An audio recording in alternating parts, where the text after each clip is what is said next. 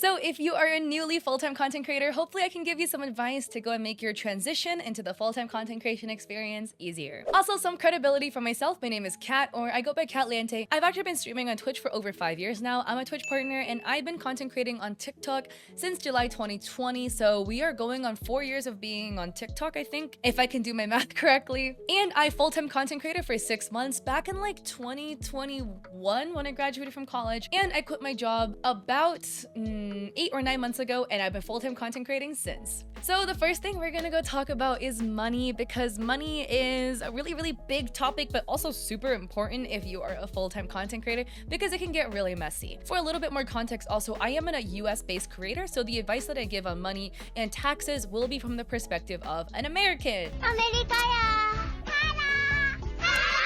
The first thing up is taxes. Oh my god, taxes as a content creator like absolutely sucks in the US because you get taxed so much. Not only do you pay regular taxes, you also have a self-employment tax slapped on top of that, because as a self-employed individual, you pay taxes for both yourself as the employee and yourself as the employer. So we love that, Uncle Sam. But to kind of like help you around the taxes, what I personally do for myself with my income is I save at least 30% of my income per month for taxes. When my money comes in, I would take 30% of that and put it in a high yield savings account. If you don't know what a high yield savings account is, it is a savings account in a bank that has a interest rate that is much higher than the standard savings rate. Some banks that have like a high yield savings account, for instance, is SoFi, which is the bank that I bank with. It's not sponsored, it's just what I use. And their interest rate is about 4.21%, if I remember correctly the last time I checked. Typically for high yield savings accounts, they have a minimum qualification that you need to meet in order to get this interest rate. So for SoFi, at the time when I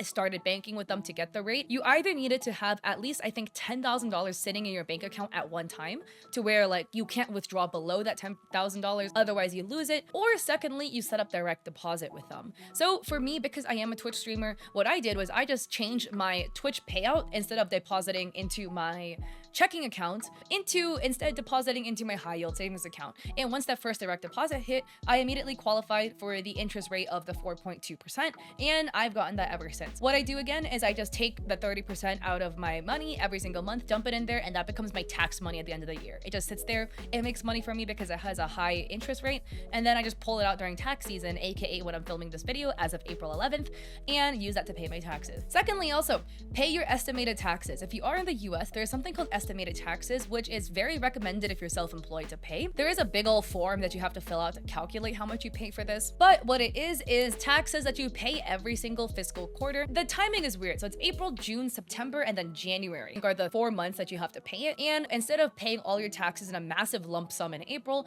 you would split most of your taxes, about 90% of your taxes, over again those 4 payments. When you do it this way, you actually save on your taxes. You pay less as long as you make your payments, and it makes it easier because you don't lose so much money during tax season. It just kind of like slowly comes out of your bank account, so it feels less bad. Back onto the taxes, what I also recommend is have a running Excel sheet that you use to go and tabulate all of your business expenses. Because as a self-employed creator, you can write off a lot of things, including your rents. If you buy equipment like headphones, a microphone, a gaming chair, all of that can be written off because it is used in part of your business usage, but you do need paperwork to back this up. So what I do is I have a running Excel sheet tabulating the day the expense happened, how much the expense is, what it is, and then under what Schedule C category it is. So for self-employed taxes, to write off items, there's something called a Schedule C expense, which is like a categorization for your expenses. So there's like, for example, the category of assets, which is if you buy something over $200,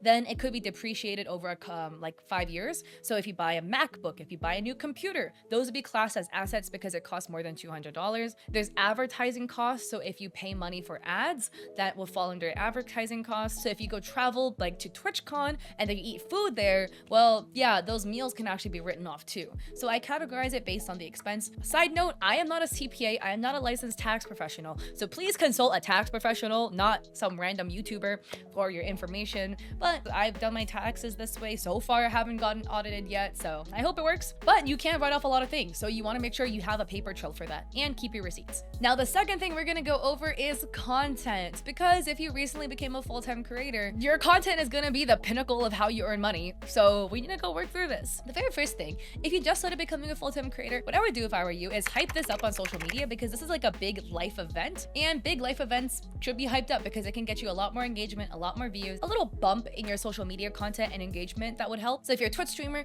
I would do like a little streaming event, like a subathon, a donathon, whatever, to hype up your transition into being a full-time creator. But you really want to make sure your audience and your community knows, so that, again, you know, it's really cool for them to see their favorite creator take a next step in their content journey, and so you can get more support. Now, being a full-time creator feels like entering college. If you guys went to college, I don't know if you guys had this experience, but at least it was for me. I was like, oh my god, I suddenly have a lot of free time and a bunch of classes to go to, but a lot of free time, and I suddenly had no idea what to do with my time. So then I took a lot of classes, and then I realized I couldn't handle the workload of all the classes that I took because I took over the amount of units that was recommended, and then I was like dying. So don't do that. So to combat this sudden overwhelming amount of time and lack of direction to what to do with your time, what I really recommend you do is schedule your time out. So in your Google Calendar or Notion or whatever calendar system you like to use, I would block out times for things that you have to do. So I would make a list of things you would need to do in the week for your content journey. So you probably need to film content, you probably need to edit content, and you need to plan content, like brainstorm. You also need posting time, and if you are a Twitch streamer, you need to stream on Twitch. So I would have a list of these like items that you need to do, and then block it out in your days. Make sure you also give yourself like 2 days off, okay? What works for me at least is I schedule it by day. So I'll have filming days, and then I'll have editing days, and then I'll have days that I stream on Twitch, and I'll do something before I stream or after, blah, blah, blah. But when you block out your days like this, it will give you more direction of what to do instead of waking up and being like, man, I have no idea what I'm gonna do today. Now you're gonna wake up and you're gonna look at your calendar and you're gonna be like, well, today is an editing day. Because I like to do my makeup and hair and stuff. On the days that I do choose to film, I will typically film everything in this one day. So YouTube videos, TikToks, whatever I need to film, photos I need to take,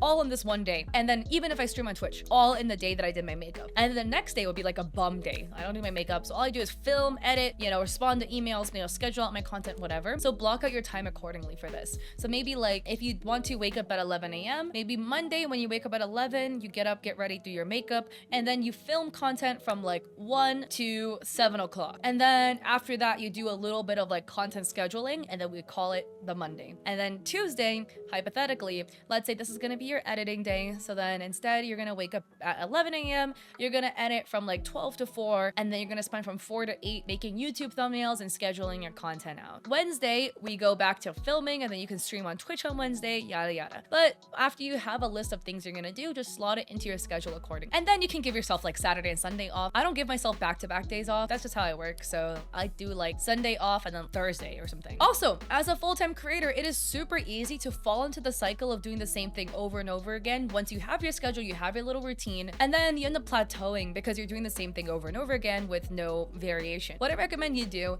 is in the beginning of the month, schedule some time with yourself to sit down and look over your content. Look at what you have done over the last month, what you did that was lackluster, and what you did that was really well, what you should do more of, which is what did well, and what you should do less of, which is what was lackluster. And I also recommend you set goals for yourself, and then you revisit those goals in every check-in. By goals, I mean things like posting on TikTok once a day or posting on YouTube once a week. I don't really recommend doing too many numerical goals like I want to get this many average viewers or this many subscribers, because at the end of the day, no matter what you do, you can't have a direct hand in the change of that number, I guess, unless you buy follow bots for your stream or something like that. But besides that, no matter what you do, the more videos you post, whatever, there's no direct correlation to the amount of subscribers you get. It's only indirect. I recommend focusing on goals that you have a direct control over, like the amount of videos you're posting, etc. I also would definitely sit down and focus on learning a new skill set every single month. Like maybe 1 month, all right, we're gonna go focus on learning how to use Premiere Pro to edit very well. And the next month is, okay, I'm gonna learn how to use Photoshop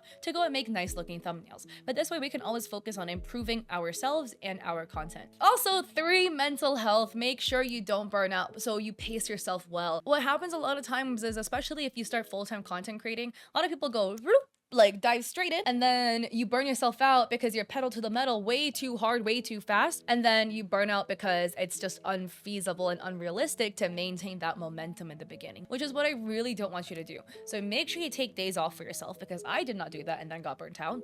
And make sure you have adequate rest, and you take some time every single day to do something for your own personal enjoyment that is not work related, and go and touch grass, please. Finally, monetization. This one is absolutely huge huge and definitely something that if you are a newly full-time creator, you really want to focus on. What I really recommend is you do research on the social media platforms you are on and monetization options amongst those social media platforms. I'm not going to cover in this video because it would make it really long, but I have tons of other videos going over monetization, how to make money as a full-time creator, how much money I've made as a full-time creator, etc. I recently just posted one about all of the monetization methods on TikTok because I tried every single one of them. I gave you my review on it and I told you how much you need to qualify, like follower-wise, etc. So I recommend giving that a look as well. And sponsorships. Learn how to reach out to sponsors. I have, again, a bunch of videos going over it. But if you're a full-time creator, you are definitely big enough to go get sponsorships. What I really recommend you do is go make a list of companies you really want to reach out to, even dream companies, okay? Shoot for the stars here. Find their social medias, and what we're gonna do is write a little pitch to them. So if you don't know how to write an intro pitch to a company, I actually have my pitch for free, which is available on my Coffee. If Editing Cat remembers, I'll add it below, but if you guys watch a lot of my YouTube videos, you'll find that Editing Cat tends to not remember very often. I have it on my Coffee shop of free templates, which is literally the pitch that I use, just, you know, Mad Libs it and insert your own information instead of my info.